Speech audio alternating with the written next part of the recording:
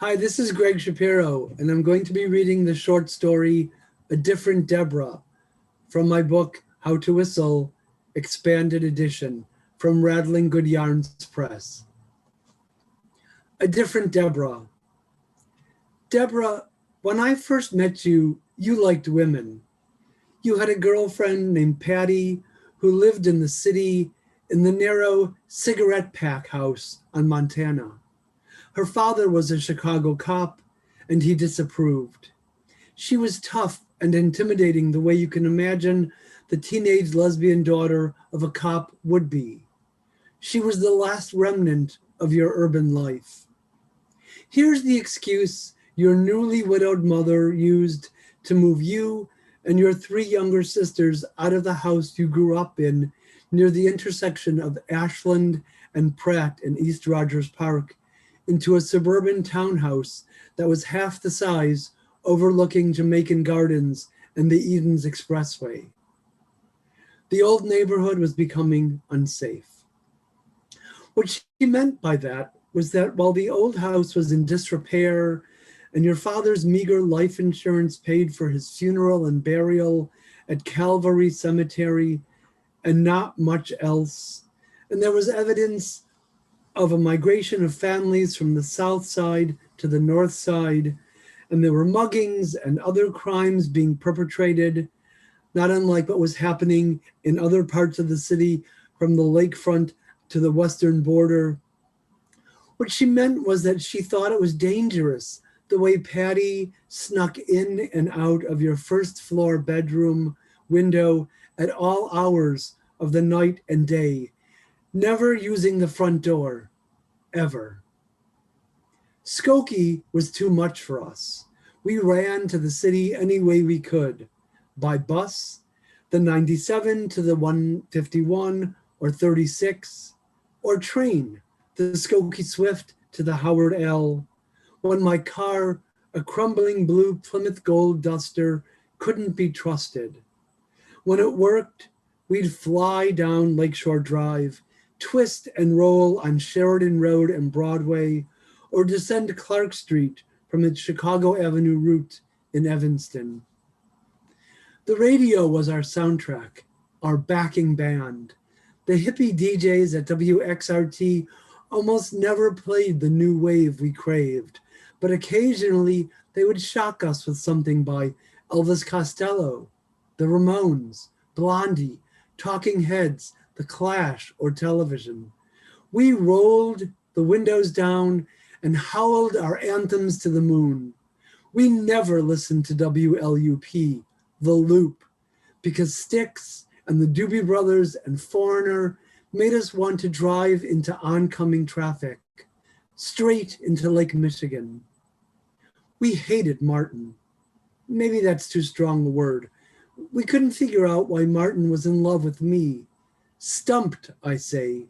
He was so physically hot that he had those mirage waves, the kind you sometimes see on the street in the summer, all around him.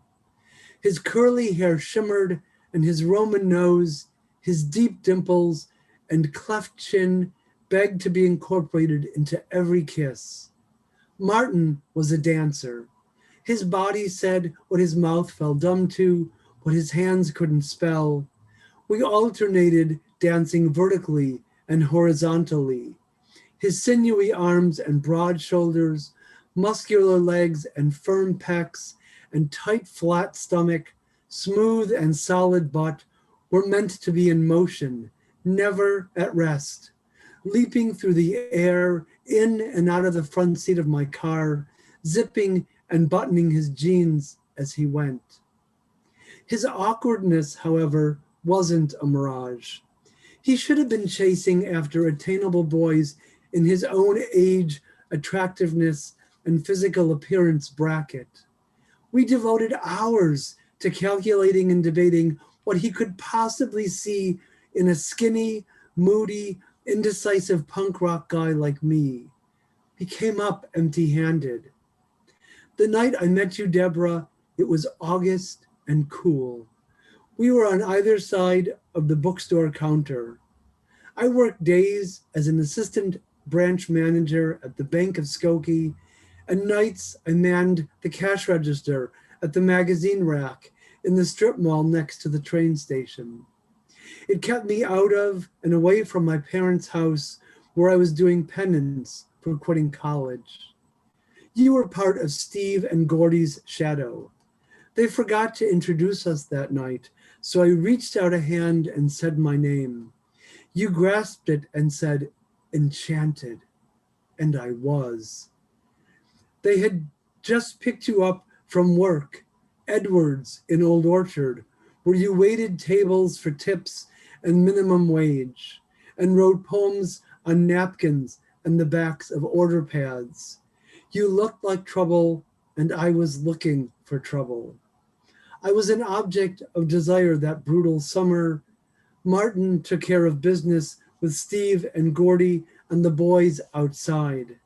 No use upsetting me, fragile as I was his. He would never come between you and me. We talked incessantly about books and writers. We were poets. We knew how to make words jerk and snap, vibrate or stand perfectly still.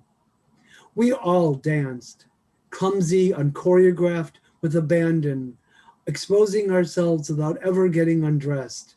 Every night began and ended in men's bars where you sometimes weren't welcome, given the third degree by the bouncer. Do you know what kind of bar this is? Do you have 6 more forms of ID? Once inside, we'd find my friends who adored you, craved the sound of your voice, your laugh, devoured your smile like a drug. Every song was declared our favorite, and we danced to all of them. Disco demolition be damned. We loved the nightlife and the disco round. Each dance was a slow dance when you and Patty danced together on the illuminated or wood parquet tiled or slippery linoleum dance floors of the various nightclubs we frequented. Beats per minute slowed to a crawl. Everyone around you jumped and bumped, stepped and leapt, kicked their heels and flicked their wrists, but the two of you never ceased the slow-mo torso grind, the dance step you claimed to have invented. Drenched in our own fluids, we rested just long enough to regain our strength, filing onto the dance floor, renewed and vital. Do you remember how you saved my life one night, Deborah? You sat hunched and fetal in the front seat of my car in the parking lot of Charlie's Angels. Forcing yourself to cry, you looked desperate, suicidal, so I wouldn't have to go home with the 2 men I'd met at a party.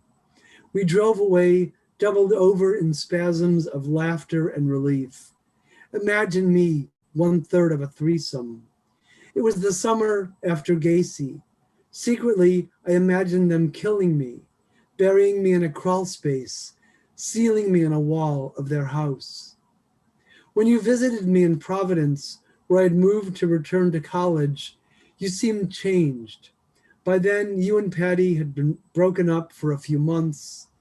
The reasons were vague, the details not forthcoming. You got a job at Bank of Skokie on my recommendation. When we talked about the staff, laughing and making fun of the same people, you kept dropping the name of one of the loan officers. You didn't laugh. Sure, I remembered him.